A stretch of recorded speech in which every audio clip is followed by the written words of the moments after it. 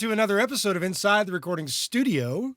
And just like last week, we have a guest host with us this week. It is, once again, Mr. George Leger. How are you today, George? I am very good. Busy day for me. I'm out running around and doing a whole bunch of things today, and this is one of them. Wee-haw! What are we talking about today, George? Today we're going to talk about mic paths.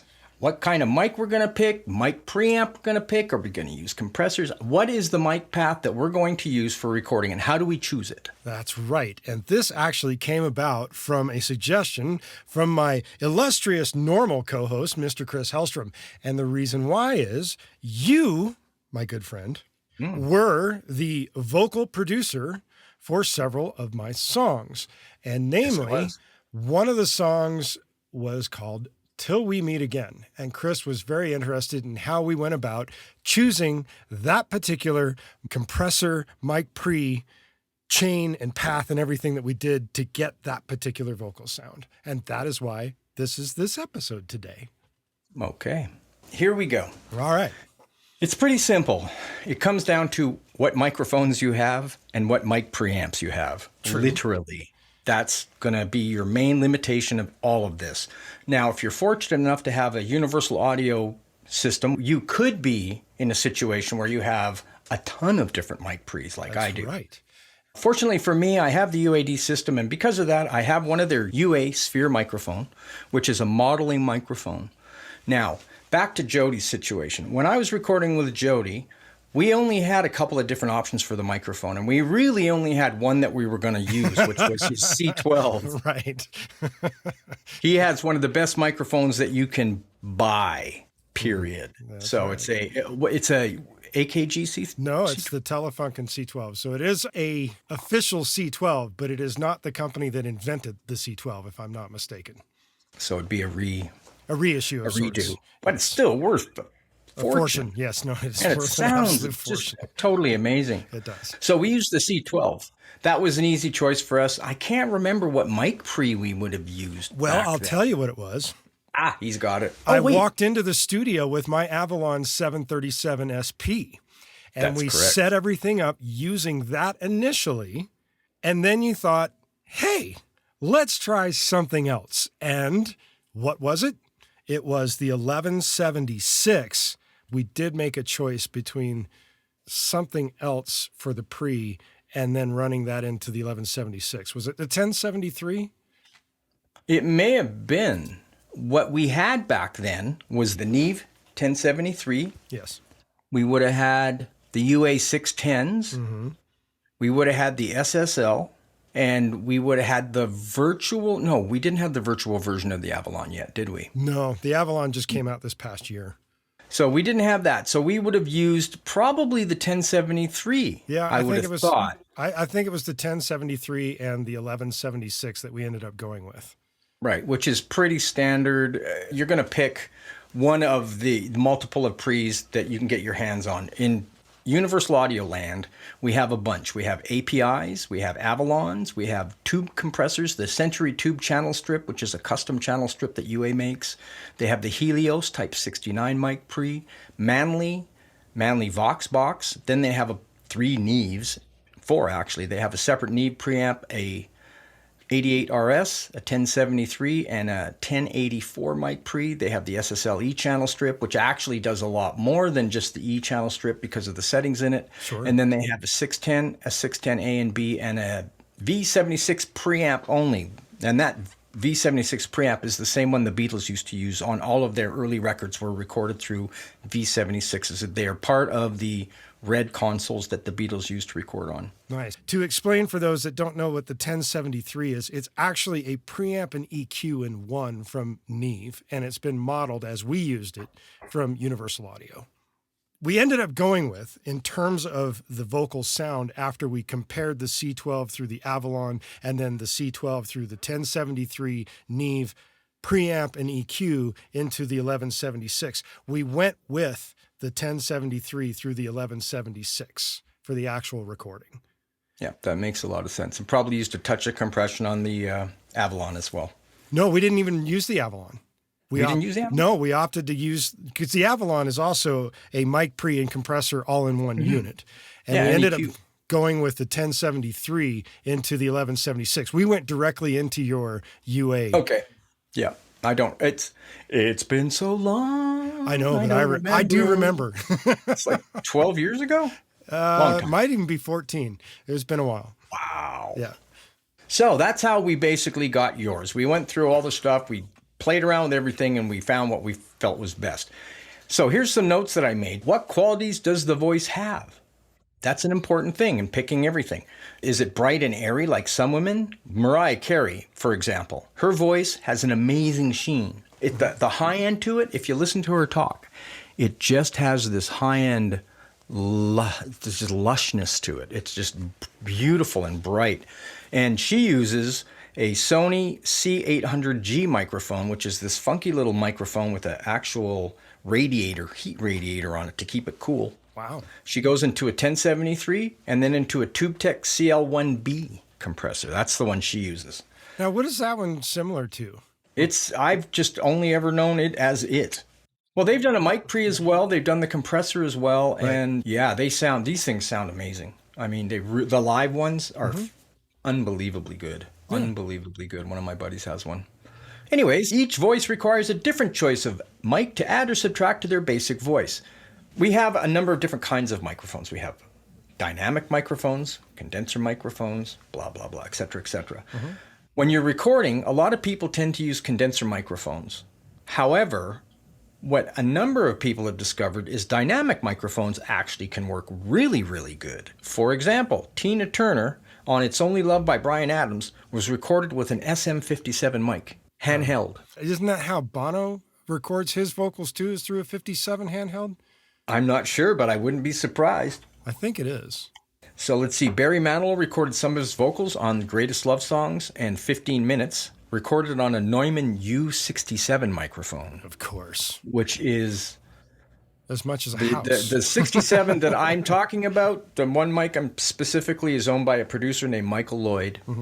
And he's had it since it was purchased in the 60s. He's had it since it was originally released. And it's in absolute perfect mint condition, and it is literally the best sounding microphone I've ever heard. You take anybody and you stick them on it, and their voice just comes to life. Wow. If I had the money, I would buy one, for sure. I'll tell you which mic I'd buy if I had the money. The RCA ribbon mic. Yeah, that's a good, but it's a little dull. I'll tell you what, though. I got a chance to sing through one at Groove Tube's factory at one point, because I was hanging out with Aspen Pittman over some gear that I was getting. He had me sing through an RCA ribbon mic when he was inventing the Groove Tube's Viper. Oh, wow. He set up one of those RCA ribbon mics with the Groove Tube's Viper, and it was like, holy cow. Yeah. This thing well, when you hear a lot of stuff good. from the 40s, 30s and 40s and 50s, that's what you're hearing is that microphone. Yeah, but I mean, nowadays, these things are like 50, 60, maybe $100,000. They're ridiculous.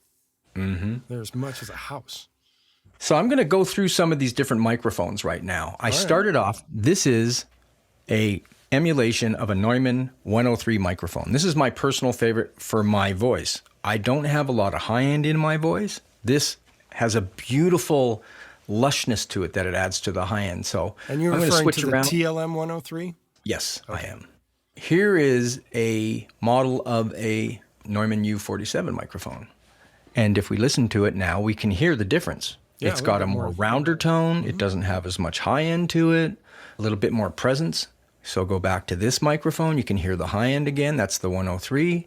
And then we go back to the 47. That high end disappears, but the mid-range gets a little bit more prominent.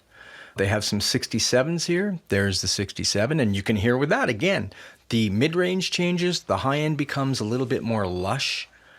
If you have a lot of microphones, or if you're fortunate enough to purchase a mic-modeled emulator like a Sphere or any of the other ones that Universal Audio has, you're going to get access to all these different models.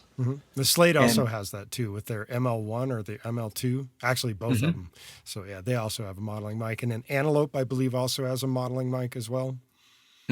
Excellent. Yeah, I haven't heard of the Antelope one, but I've heard of the Slate one. I was considering purchasing it, at one point in time, but then the Sphere just, I don't know, it seems like a better quality microphone in general. This is an $1,800 microphone, $1,800 microphone. It's got a beautiful case that it sits in, and the mic cage is really awesome, so you don't get a lot of noise through it. It's the son of the L22, right? Made by Townsend Labs. It was the Townsend Labs L22 mic that was the precursor to all of the UA modeling mics and the Sphere in specific. So, yeah. Yep. The other thing with the Sphere is it comes with 3 different collections of models. So their basic collection comes with, I think, how many? I got 20 models on that page, and I got another 15, 17 on there, so that's 42. So it comes with 42 different mic emulations, plus the 3 of its own. Wow. And then you can buy the Putnam collection. The Putnam collection is 2 different 251 microphones, which sound amazing. There's another... with this system, it's amazing because you can literally switch around and try out all these different microphones on your vocalists. I can't even begin to tell you how highly I recommend people purchase this. So here's the other 51. Another 47. Another 67. A BP12. Lots of different microphones. I would assume they'd have a C12 emulation in there. Yes, they do. There it is right there. Hello, this is the C12 emulation. This is the 103 emulation. This is the C12 emulation. It has a little bit more body, a little warmer on the bottom end, I find. It actually sounds pretty darn good. Check 1, 2, 3. That's the 103. Check 1, 2, 3. That's the LD12. And you can hear the bottom end totally changes. Yes. I completely noticed that. From this microphone, if you focus on the deepness of my voice, and then I switch into that one, and you can hear, especially when I go into a lower tone of my voice, there's a lot more bottom end there.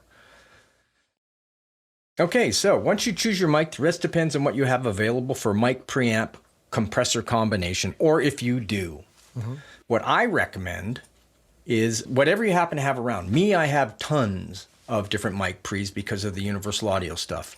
I literally go back and forth between using the Avalon, because I love how it sounds on my voice. I go between the Voxbox, which is another tube compressor by Manley, and I go through the SSL. So those are the 3 different models that I use for my voice. Currently, I'm going through a solid state Logic emulation, and I'm running the black EQ, not the brown EQ. On the solid state, you have 2 different kinds of equalization. One was from an earlier generation of the console. The other one's from a later. And we do have an episode where Chris and I actually discussed the difference between those 2 so you could understand what changes in the EQ curves. No need to go into it now. Okay. Once you have your mic and your compressor preamp combination selected, the rest is up to the vocalist and how comfortable they are. Right. And that's really, really, really important. So, well, I would posit it's very important, but at the same time, as we mentioned at the top when we were talking about the particular recording of a song that you and I did together, do you remember the specific reason why we chose using the 1073 and 1176 over the Avalon? I have a recollection as to why, but I'm wondering if you remember why. I don't remember why off the top of my head, but I can estimate the compression is way more controllable with 1176. Well, it also had to do with the amount of grit that it added at the recording level to get it a little bit more of that rock vibe rather than a cleaner sound that you would generally tend to get out of the Avalon. Right. Well, the 1176 compressor is fantastic, and actually Universal Audio just released a new mic pre, the LA 6176 channel strip, and it's actually based on one of their hardware boxes, which a friend of mine has. It's a combination of several things, and I actually chose it as a Friday find a few weeks ago. Okay. Well, there you go. And it's fantastic. I don't have it in this. It's their 610 box, I believe, combined with the 1176. And then they also decided to add in a version of the LA2 so that you could switch to choose either the 1176 or the LA2 as the compressor behind that particular pre. Yeah. And it sounds really great. I've done a bunch of testing with it, and I really like the way it sounds. You can get a really hyper compressed sound out of just that one plugin. It's really good if you don't have a lot of third-party plugins or you don't happen to have a good compressor or anything. Yeah, the 6176 by itself takes care of basically everything you need, and you can use that one plugin, and it basically has everything that you could use. Let's go back to the concept of the rest as being up to the vocalist and how comfortable they are. Before we got to that point and we were choosing the different chains off of the C12 that I have, we actually ran the same vocal. In other words, you had me singing things over and over and over again while we were testing that out so that we could get as close a representation of the same vocal line, because it was the same line that we decided to check it out on while we were setting everything up and making that choice. And you recorded what it sounded like using the C12 into the Avalon, and then we recorded it again using the C12 into the 1073 and the 1176. I believe we also did try the LA2 as well. And of course, the ultimate that we went with was the 1073 into the 1176. And that's a great combo. Can't go wrong with it at all. Yeah. Cannot go wrong with it at all. That's a kind of a big thing. If you don't have the plethora of choices that we had in that particular recording environment, you have to go with what you only have at hand. If you do have choices, those choices come down to, as you would say, listening to the vocalist and understanding what the mic does in and of itself to the voice.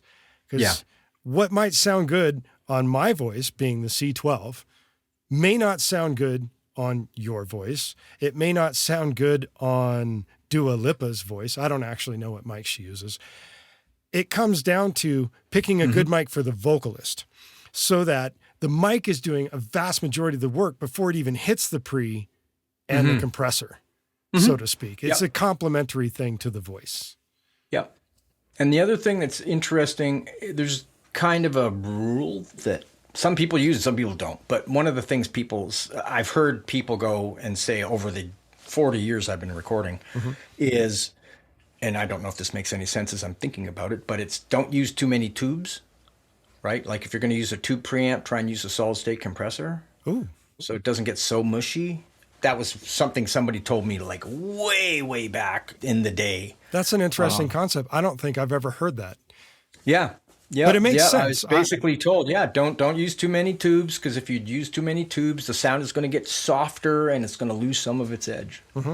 That makes sense. So, but then you take a look at the Beatles and what they did, and they had tube EQs and tube consoles and tube everything. I mean, the red console was legendary for being what it is. But the funny thing too about tubes is tubes distort.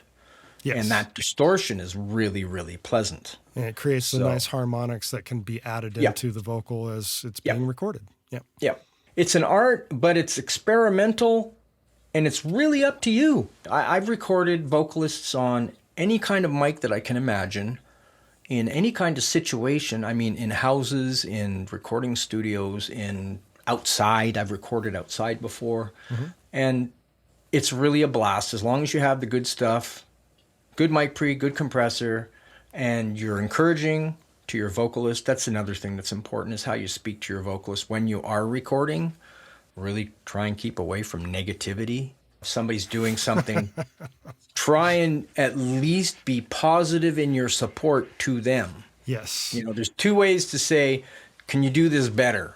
One is, oh man, you really suck, which would completely blow somebody's total ego, and then they wouldn't be able to do a good job.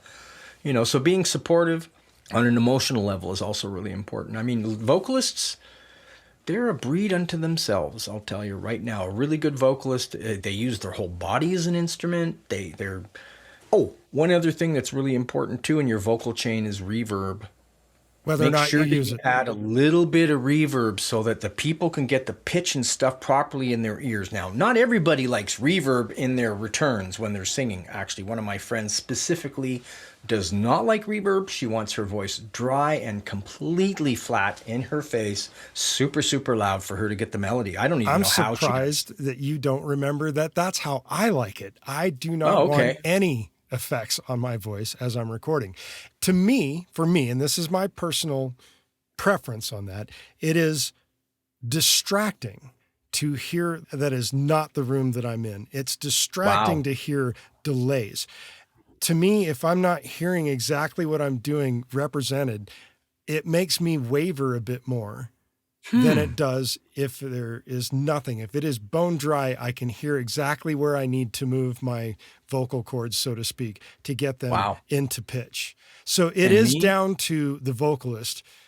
Yep. Not all vocalists are going to like that. In fact, a vast majority probably absolutely hate things bone dry, but I am one of those very few that absolutely loves being bone dry in the headphones for me to listen to what I'm doing.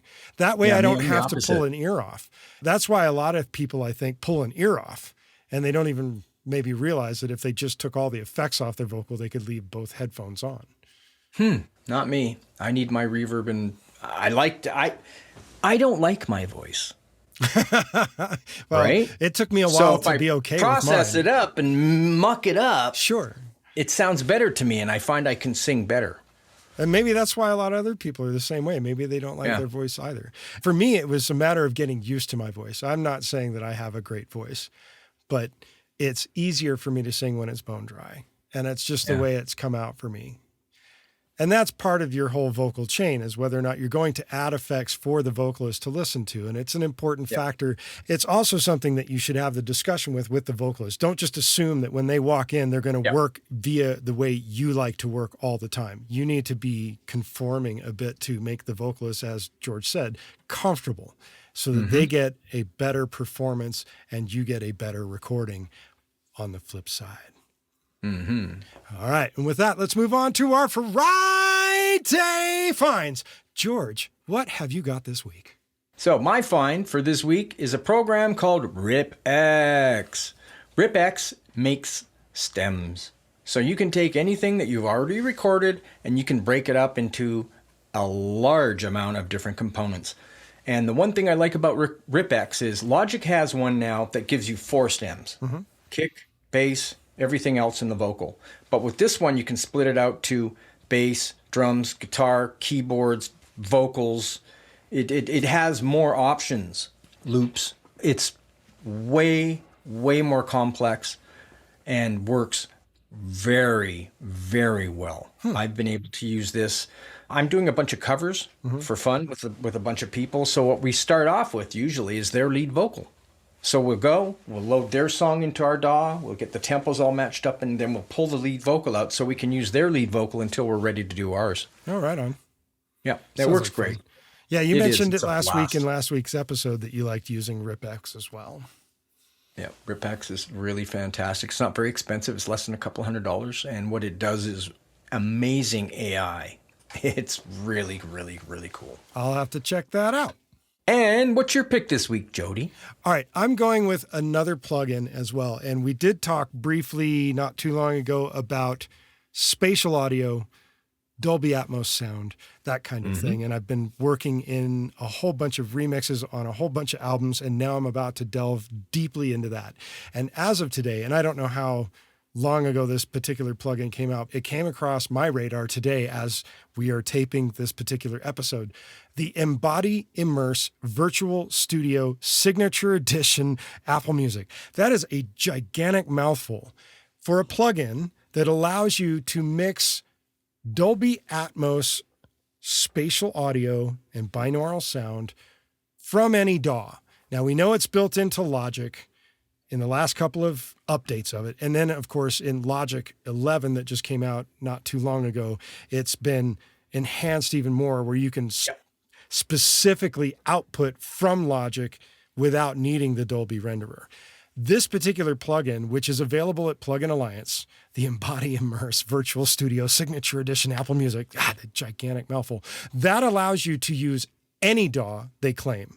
Now, is it available in Luna? I don't know yet, but it says it's capable of doing this, and it allows you to mix into Dolby Atmos surround mixing capabilities using the Dolby Atmos renderer with their plugin, because their plugin doesn't technically work extremely well in all platforms, Luna being one of them. It requires a ridiculous, weird template to get it to work in Luna.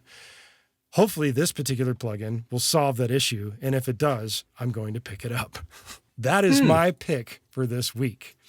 Awesome. Wait. What was it again? The Embody Immerse Virtual Studio Signature Edition Apple Music. It's at Plugin Alliance. While we've got your attention, we ask that you go to InsideTheRecordingStudio.com and sign up for our mailing list. You'll need to be on our email list in order to be eligible for any future giveaways, and we'll make sure you don't miss any future episodes of this awesome podcast. Send us an email at goldstar, GOLDSTAR, at InsideTheRecordingStudio.com with the word vocals, and you'll get something cool back in your inbox. If you have a topic or suggestion for Chris and I to explain in a future episode, contact us at the contact page and we'll put it into consideration for a future episode. With that, I'll say see you next week. Chowder. Everybody have a good one.